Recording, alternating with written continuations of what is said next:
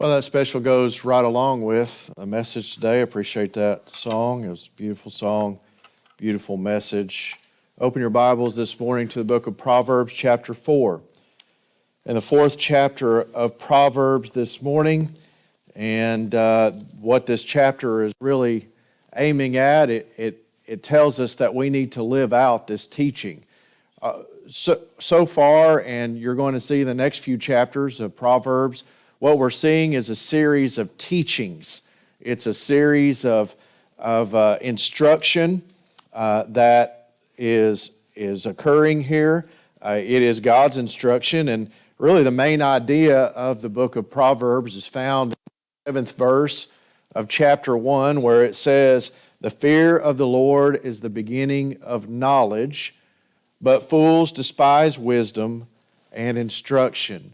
And so that fear of the Lord, what we've been talking about, can be summarized as a right and proper relationship with the Lord. That is the aim, that is the goal of the instruction that you find in the book of Proverbs, is to lead us to a better place, a proper and right relationship with the Lord. And so he's going to say to live out this teaching herein. Live it. May it be a part of your life and a pattern of your life, not just learning how to do something. You know, you can learn how to throw a ball. You can learn how to drive a nail. You can learn how to cut a board. And those things are mechanical. Those things are something that we do with our physical movements. But what he's talking about in Proverbs is something much deeper than that, and it goes all the way to our hearts. You know, in chapter 4 is a great example of when you read a chapter and when you walk away from it, you're just speechless. You just don't really know what to say, and it's not because you don't really understand it, it's because it's really hard to put into words, and that's what you're going to see today, is that you just come away and you're just stunned after you read it, not because you're surprised, but because there's just so much to say. There's 3 movements in chapter 4, and what I mean by movements is there's 3 main sections of chapter 4, and you'll notice that they start with that word "here." In verse 1, it says "hear," and then it says "my children," or "my sons," it could be translated. And then notice in verse 10, he says it again, "hear, my son," and it's also interesting that that is in the singular. Verse 1 is in the plural, "my sons," and then verse 10 is in the singular, "my son." And then in verse 20, he says, "my son, give attention." And so those are the beginning of the 3 main sections of chapter 4, and in these sections, in the first one, he's going to talk about, it's going to be a father that is instructing the son, and it's a teacher talking to a student, and he's going to talk about the value of wisdom and its priority over his life. And then in the second section, he's going to talk about what the path of wisdom should be and what that path looks like in your life. And then in that third movement, in that third section, in verses 20 through 27, he's going to talk about the place of wisdom in your heart so that your whole life will benefit. Well, notice first of all, in verses 1 through 9 this morning, I want you to see this. I want you to see the motive of the Father. This first section is very interesting. It's very powerful. I'll try not to stay here too long because I want you to hear all three sections this morning. But in this first section here, there is a father talking to his son, and it is really a heartfelt love. It's very deep in emotion in these first few verses, more deeper in emotion than what you've seen throughout the whole book so far. And what is the motive here? Well, it's love. The motive of the Father is love, and He has a deep concern that His Son or those who He is teaching will really take these things to heart. And the Father has love. Now listen very carefully. The Father has a love and concern, not just because it is His biological offspring, not just because He lives with the child and He's responsible for taking care of the child, but the Father who is teaching the Son, He has wisdom. And He has wisdom, and so this thing of wisdom has led Him to have love. Wisdom or love is the result of having wisdom. He has wisdom, and this thing that we've talked about of wisdom is a result of a right relationship with God. Now don't let me lose you here. What does the main idea of the book say? Well, it says the beginning of knowledge is the fear of the Lord. And it says fools despise wisdom. Those who don't have a right relationship with God do not have wisdom. They have taken these teachings and they have thrown them aside, but the Father who is instructing the Son here has taken these things to Himself. He has put them in His heart and He is passing it along. I told you it was interesting that the word sons is in plural. And you're going to see here in just a minute that there is another voice that's going to come into the text and is going to come out of the text, and it's the voice of the grandfather. And so what he's saying here is this, hear my sons, because this message is a timeless message that has been passed down from generation to generation. The message is worthwhile, isn't it? The message is worth repeating. The message is something that is timeless in nature. And so he has his motive here is love. And so he is, this teacher, he is working under the influence of love. Love is guiding him. Love is driving him to pass along these teachings to his son. And so undoubtedly love is demonstrated in other areas of his life. This person, he is a loving person. And he is a loving person because he has embraced wisdom. And you're going to see that in these opening verses.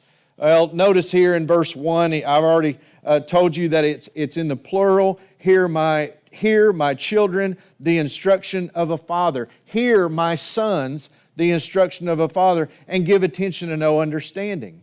Notice there in verse 2, he says, for I give you good doctrine. So we are already told something here about this instruction. It's good teaching.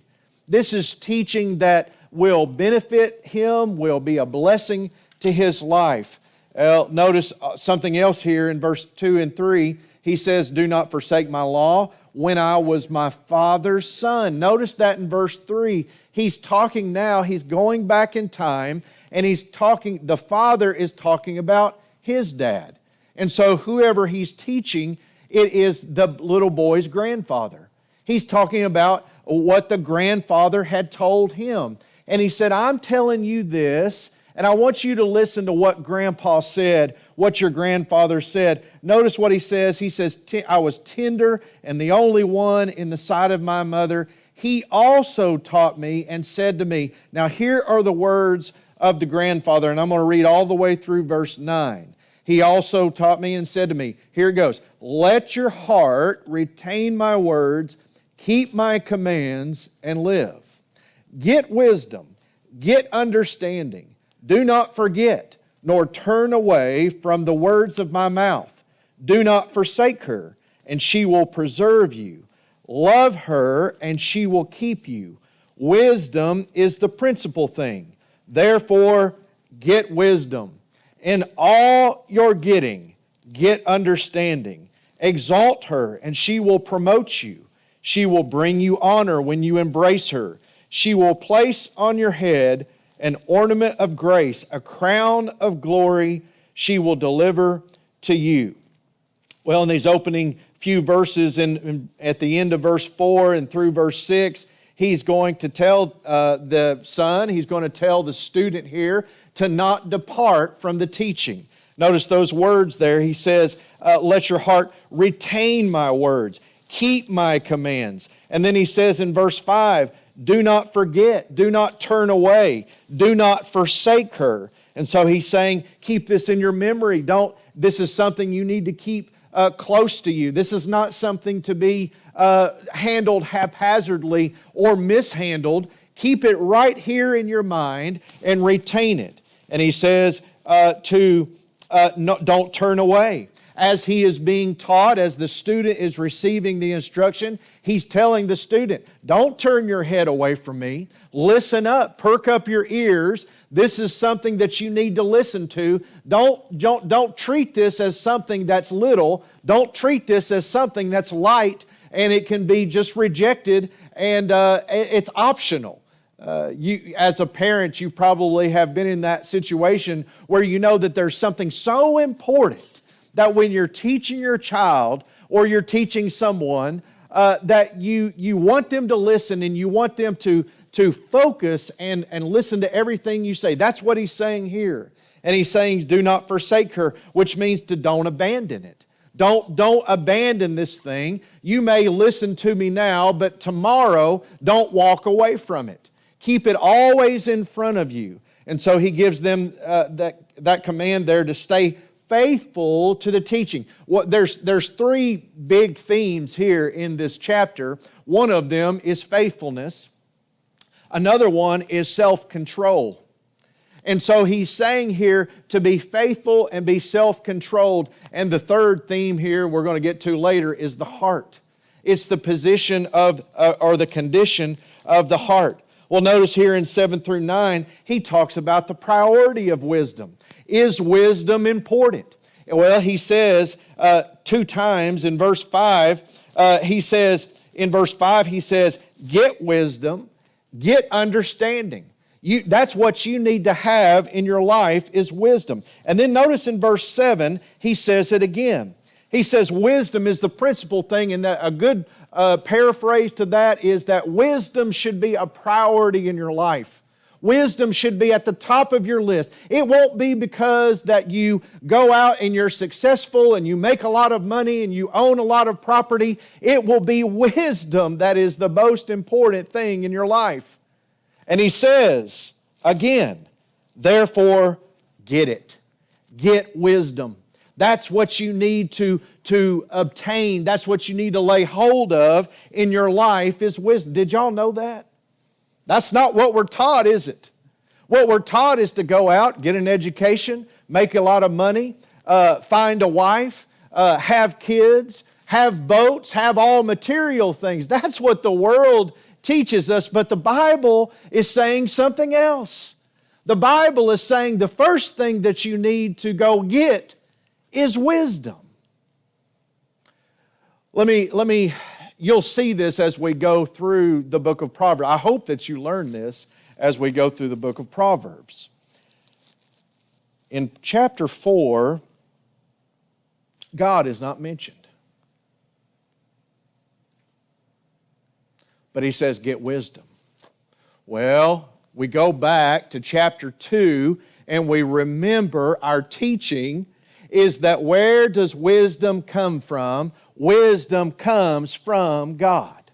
May I say just a very simple reminder and a simple application? When he says to make wisdom the principal thing in your life and wisdom the priority in your life, what he is saying is make God number one in your life. Amen? It's not material things. It's not the things that impress others. It's not the things that really just give us pleasure and give us laughter and joy, but it's God which will give you laughter and joy and pleasure in your life. You ought to get to know Him, right? Ought to get to know God, and He will bring you joy in your life. But He's saying, go after this thing of wisdom. It comes from God. Well, He says, therefore get wisdom, and in all you're getting, get understanding. Notice this in verse 8. There is a little principle here of, I know this is a big word, reciprocity. You know what reciprocity means? It means that what one thing does, it does back to you. It's almost like retribution. It has a reciprocal relationship, which means that when you do something to it, it does something back to you. Well, it's noticed here in verse 6 and also in verse 8. Go back to verse 6 and what it says. He says, there, do not forsake her, and she will preserve you. You see that relationship there? When you don't abandon wisdom, she will preserve you. She will take care of you. So when you do this to wisdom, wisdom does something back to you. Well, it's repeated in verse 8, the same kind of reciprocal relationship.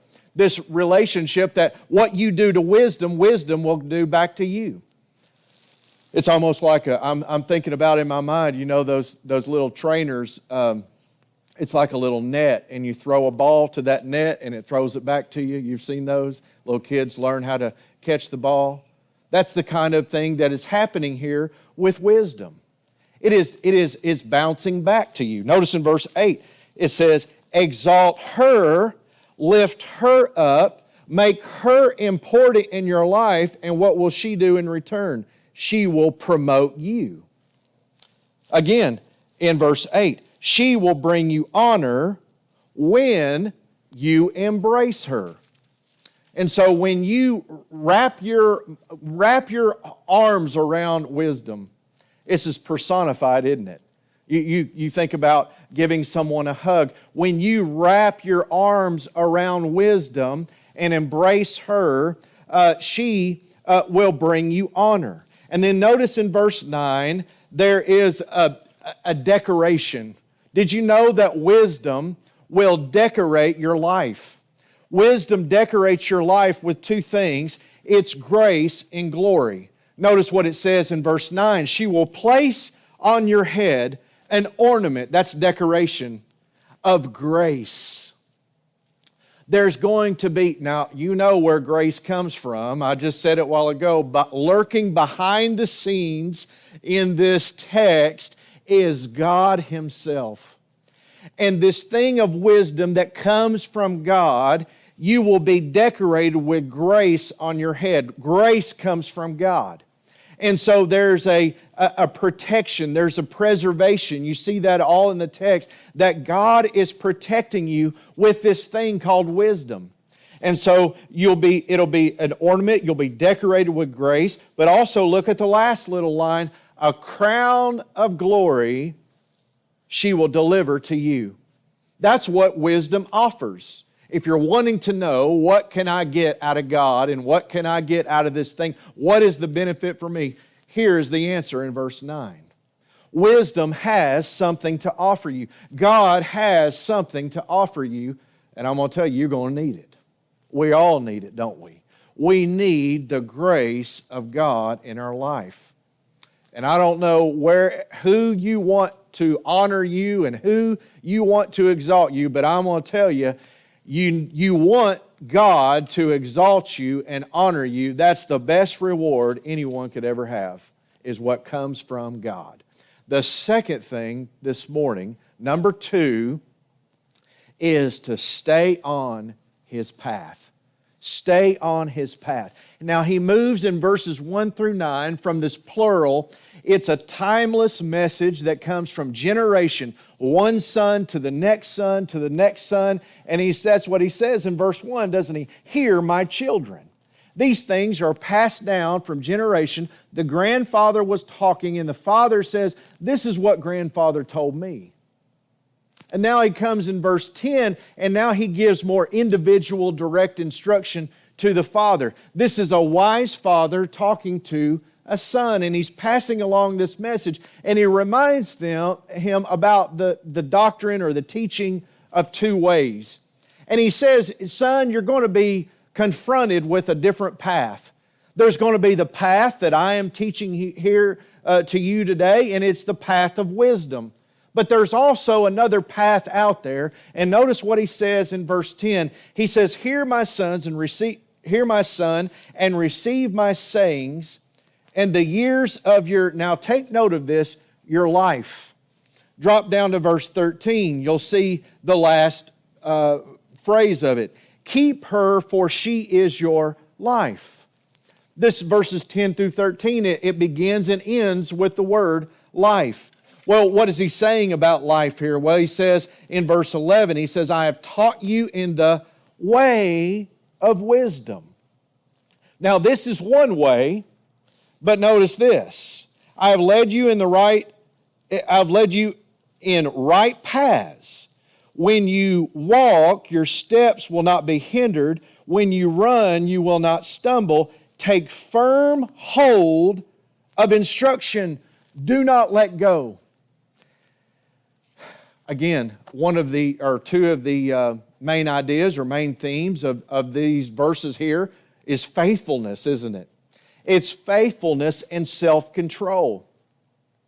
You could let go, couldn't you? You could be unfaithful. You could say this is not important, but what he's saying here is do not do that. This way of wisdom. Now, there's a couple of things I want you to see here in this 10 through 13. Is the path is the right way, isn't it? It's the right way to go. The second thing is this, it is clear. Notice what he says there, it's a metaphor, isn't it, for walking, for running. He says, when you walk, in verse 12, your steps will not be hindered. There's a clear path.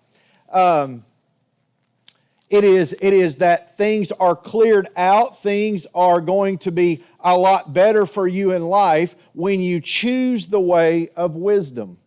Doesn't mean you're not going to have any problems. Doesn't mean you're not going to encounter difficulties, but wisdom will help you through those difficulties.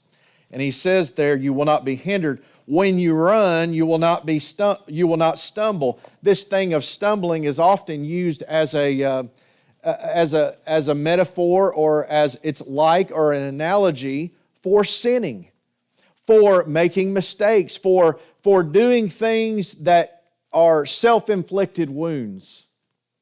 Wisdom will help you avoid these self-inflicted wounds of hurting yourself, stumbling. Notice in verse 13, he says, take firm hold of instruction, do not let go, keep her, for she is your life. May I say here, and you're going to see this again, is that when he's saying this, he's saying to live out this teaching. Make this teaching the centerpiece of your life. Make it everything that your life is built on. Your life should be built on God. Your life should be built on these gifts from God. And one of the main gifts of God that He can give you to live a life that's pleasing to you and be in a right relationship with Him is this wisdom. Well, notice in verse 14 through 17, he's going to talk about another path, isn't he? He says in 10 through 13, this is the way of wisdom. You will have a clear path. This is the right way to go. Here is the other way you could go. And he gives the dangers of it. In verse 14, do not enter the path of the wicked, and do not walk in the way of evil. Avoid it. Do not travel on it. Turn away from it and pass on. And notice, here is the ways of the wicked. For they do not sleep unless they have done evil. The things that they are consumed with, the things that they have their minds preoccupied, it keeps them up at night. Those are the things that are on their mind and the things that they are consumed with. It even causes them not to be able to sleep at night. It's their ways. It's the ways of the wicked. That's how determined they are to continue to do evil. Notice this, unless their sleep is taken away, unless they make someone fall.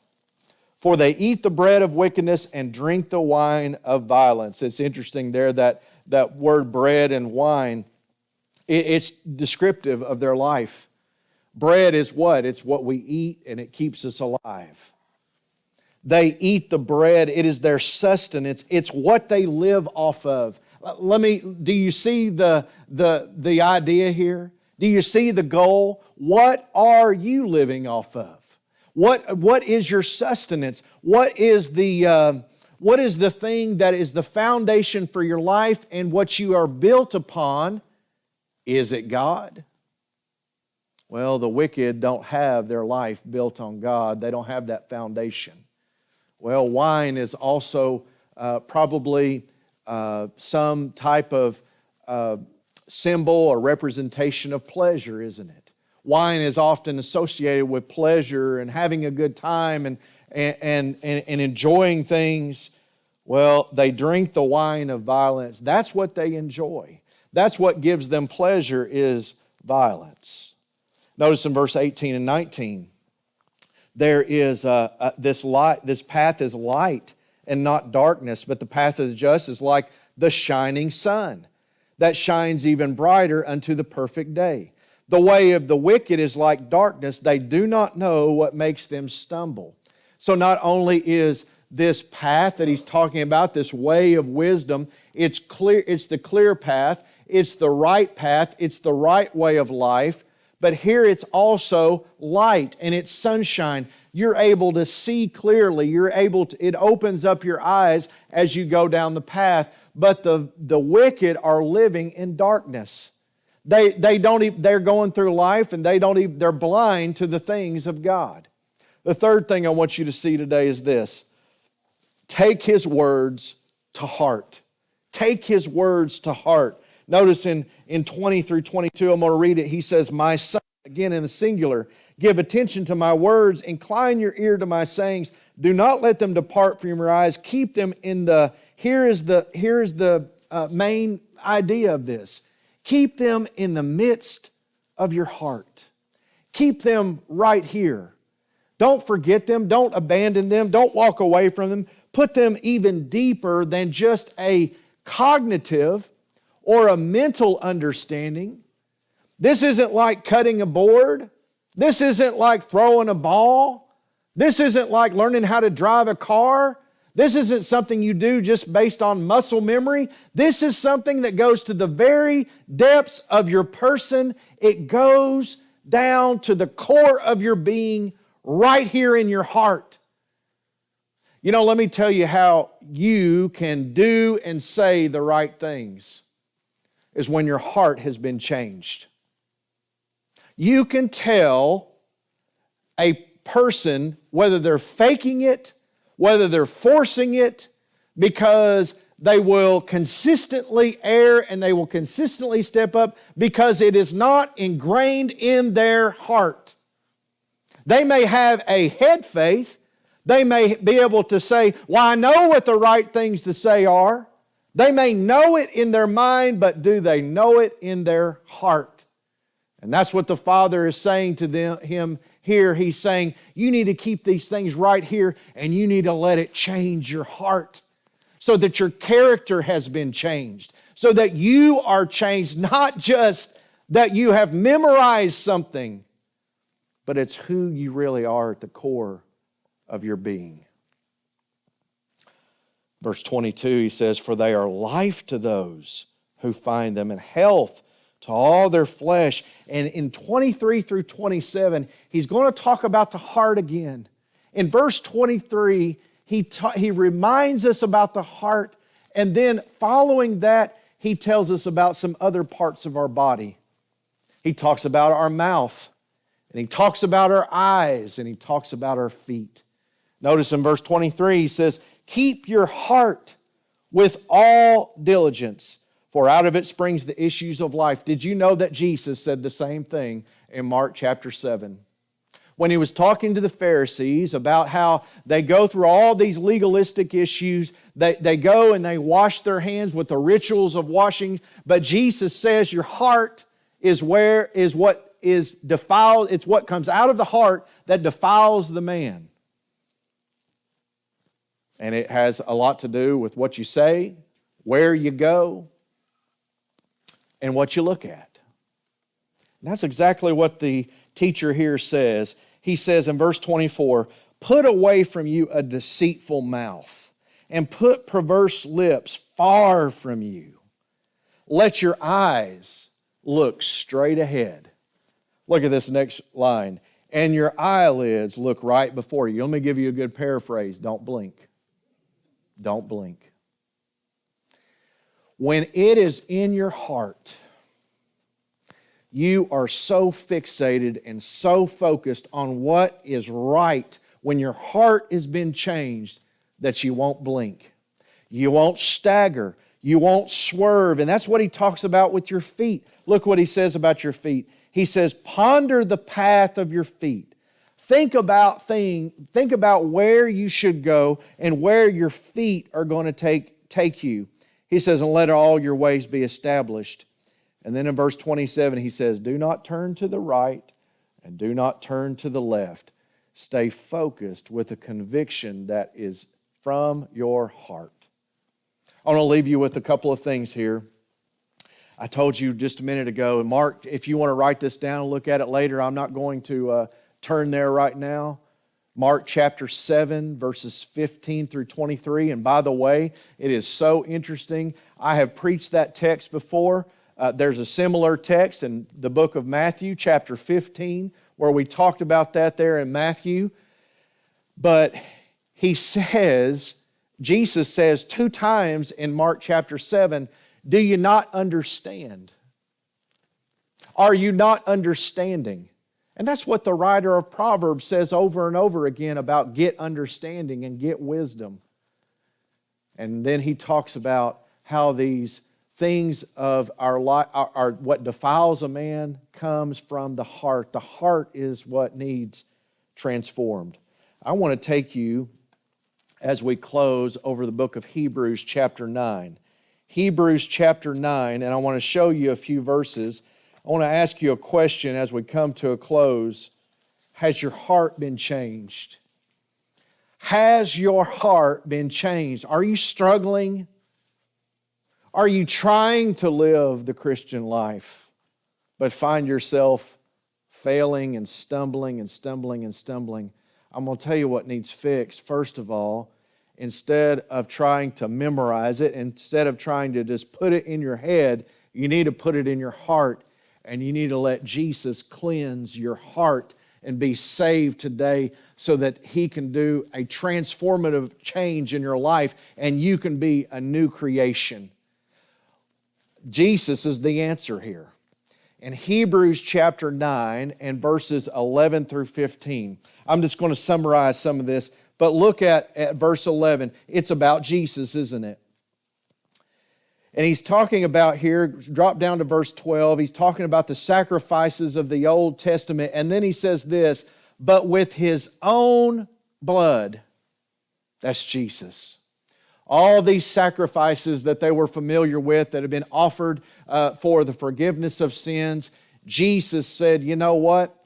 There's a greater sacrifices. It's me and it's my blood that can be offered once and for all for the forgiveness of your sins, so that you can be cleansed. This idea of being cleansed, I know this sounds too simple to be true, but it comes from the clean and unclean designations in the Old Testament.